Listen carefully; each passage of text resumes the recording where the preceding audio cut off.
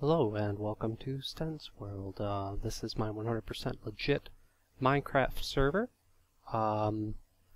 No mods, it's 100% vanilla, so everything you see here has been handcrafted through, hard work in survival mode. I am making this my first Minecraft video to kind of show people some basics to base design and how to be, gaining items while idling at home in your base and or farming, etc., etc. So right now, here we are standing above the big tree. This was handmade, as you can see as I look around, by leaves and oak wood. This server's over 2 years old, so this tree is almost as old and been handcrafted over time, very difficult. So it helps to have a cool project like this in addition to all your other material gains, because, well, it gives you something to do, right? So let's go ahead and climb down.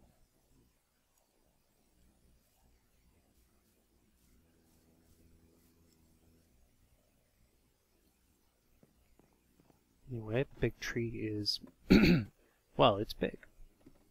And it is not my base per se, but it represents a fun place to run around and explore. Hence this level. You can kind of see the canopy and the courtyard beneath. So let's voyage on down there. And we are back inside the big tree on our way down.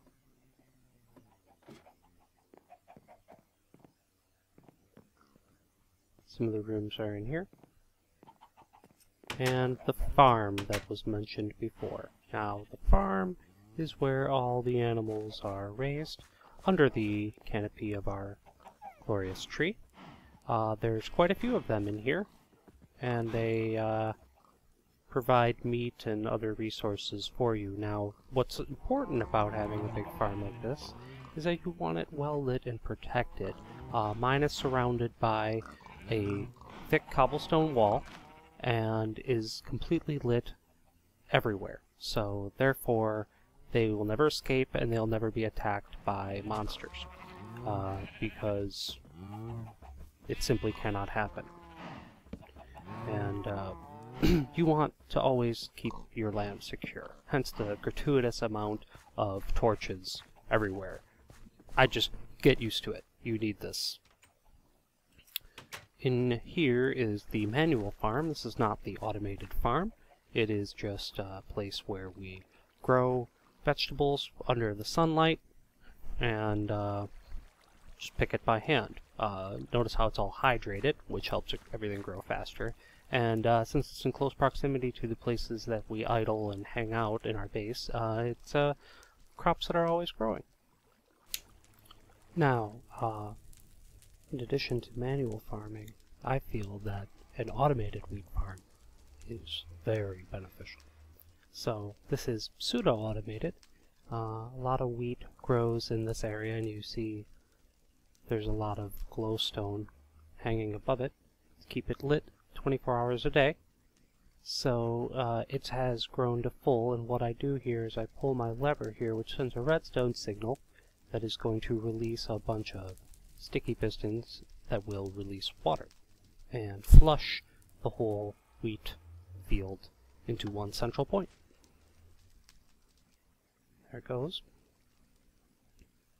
See the items kind of falling into that channel, and that will push everything into a hopper in the middle that will load a chest.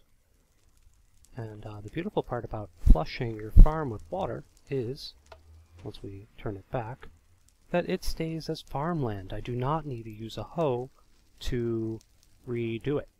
So that is extremely useful and generates just a staggering amount of wheat and seeds while you're at home in your base organizing items or crafting. But aside from all that farming, You also want to have monster grinders. Monster grinders are an unlimited source of experience, potentially, if you make them correctly, and they are an unlimited source of monster items, which will be generated, as you see here now, that creepers are being pushed through a hole up above in this giant cobblestone contraption, which is dark inside. It does have redstone lamps that can be turned on in case someone wanted to go in there, but there's no reason to turn that on. You leave it dark so that it generates monsters. There is a clock up there, which I will show you briefly, that pulses regularly every 40 seconds or so and causes the grinder to flush. And why don't we go and look at that now? So this redstone delay clock sends a little signal that you can see that goes around this entire delay circuitry and sends a signal to over here, which is a monostable circuit that releases about 8 sticky pistons briefly in order to release a bunch of water into the flushing device, which we could just run down there right now to look at that. Now, one more time though, first, here's the pulse coming all the way through. Click, you heard that. I know it's raining, but... and then it's over. And then that's how long the pulse will last. So let's climb on down there and have a look.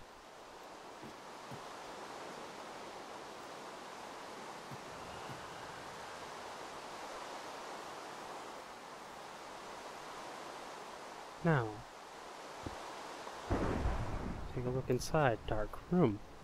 Monsters spawn in this dark room, as long as you're within a certain distance. They have plenty of time to spawn in here before the redstone charge sends the flushing pulse. Hopefully soon that will send. There we go. Now, I wish I could take credit for this design, but I can't. It's been used several times over by various people on YouTube and the like. And however, my personal touch was just to make basically 2 spawning rooms. This is the second spawning room. And there's Mr. Skeleton over there. He might see me. So, no, he doesn't. We should see if, just hang out here for another 40 or so seconds and see if he flushes away. Oh, he sees me. I don't know. Yeah, I'm not really digging that. So, just seal him up there. Yeah, see? He's been kicked into the canal. Bye. And he will head on down through the tube. Now, the tube has a spider separator inside, which we can't see because that would involve me climbing into the monster grinder, which, anytime I've had to do that for repairs, is absolutely ugly. But, this is the glass tube, and we should start to see some critters coming on through. You can hear the spiders that have been separated. But that skeleton we saw before should be coming. Same one that we, oh, there he is. And his friend. Yep. Come on through. And then fall on down. Now that's 23 squares away to fall down. 23 cubes, rather. Which will bring him to half a heart of health. Meaning that any hit, even if I punch him, should be enough to, well, kill him. And grant me experience. Wrong room. Why don't we go do that now? And now, to enjoy the fruits of our labor with the monster grinder, we're going to come up here and empty the experience mode. So I made this little room in here, and it has some water aside that allows me to flush this out. And they all fall down to this one singular point. So you take a stone sword, like I have here, that way you're not wasting your fancy diamond sword, and you go to town. You start whacking at their legs. And you just watch the experience fly. sometimes they'll continue to come down here while you're working. And this wasn't for very long accumulation. Give it some more time, and it's even more staggering. Spiders get separated over into this one with that aforementioned spider separator. And you just kind of go in there, clean them out. Now, for whatever reason, these guys like to congregate up here. Oh! That was intense. Let's give them another shot. Kind of put the kibosh on those guys congregating up there. And experience float on down for me. Some eyes that I can't have. Well, I'd rather have eyes than flesh. Go. Oh, and then just in that time, look. There's a couple creepers. And, you know, this is easy peasy. I mean, I could do this all day. And, while my trap is flushing away up there. All the pork. Yes, yes. So simple. But what about if we don't always want to use the experience mode? Let me show you that. Now, the AFK mode can be enacted down here by turning this lever, and it changes it from being an experience grinder to a AFK grinder based on hoppers and suffocation traps. So, we'll turn it, and then down here, a sticky piston removes the little one block that was grabbing them at 23 blocks down, the experience hitting level, and lets them fall into this whole rigmarole. This is a piston grinder that is based on a little clock down beneath that is turned on with the exact same charge that flips the pistons upstairs and starts killing these spiders and critters, you know, over time, and flushes them into the item gathering hole. I can also throw unwanted items against this whole wall to end up in the hole. So all this crap we picked up before at the from the grinder would just dump, and there it is. So I can just, in theory, go AFK in my base for however long I want, while these monster goobers are just being generated. And that's fun if I want to do something else. Where does it go, you ask? Well, where we're kind of by the wheat grinder before, it goes down into this chute. And you see the carrying it. Oops, picked it up, but it would go into the hopper, and then you can climb all the way down here. All these chests are linked with hoppers. So they go into this chest at the very last one. And it's full of crap. And then we can stuff that into our ender chest. And then it's like emptying the trap. Ghostbuster style. So, very simple, effective base management in order to make your life much easier. But next, we must have a look at the villager gulag. Now, the way that the villager gulag works is it summons iron golems, because there's a handful of villagers pinned into little prison cells where they are pushed with water into the middle, and we will show you that later. But there's just enough villagers to trigger the iron golems to spawn, but they spawn on a platform full of water that drags them through a lava blade, into a tunnel rather, through a lava blade that's made of glass, down to a central point where they are all connecting, kind of right by the monster grinder that we were just using. There he's going through the lava blade, which hurts him down to an appropriate health amount so that we can reap the rewards from him. They're carried just far enough away so that another one can spawn, because there's limits on the amount of iron golems that can be up at any given time for a village. So there they wait in their little spot before they are killed by a piston crushing, which we will do later.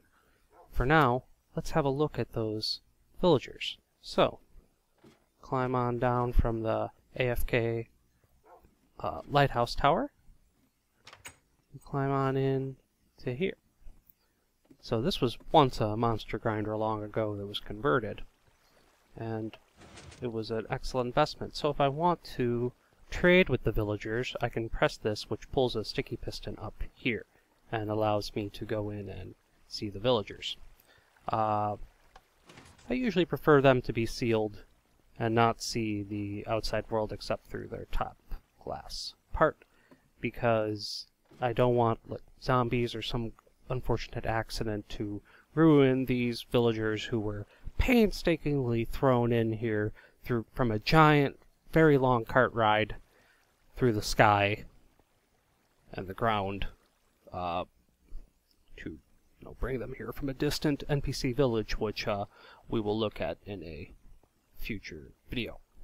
So, there they are, each one in their cell, for trading, and we will head on over to the piston grinder for iron columns so that we can see what kind of reward we get. I don't know how long they have been spawning, so it might not be too many, but even just from 10, 15, maybe 20 minutes, I don't know how long it was. 36 iron, 43, 7 roses. Wowzers. So, just another notch in the old belt, if that makes any sense. More stuff accumulated for our glorious server here, and might as well enjoy it. So, thanks for watching. Goodbye.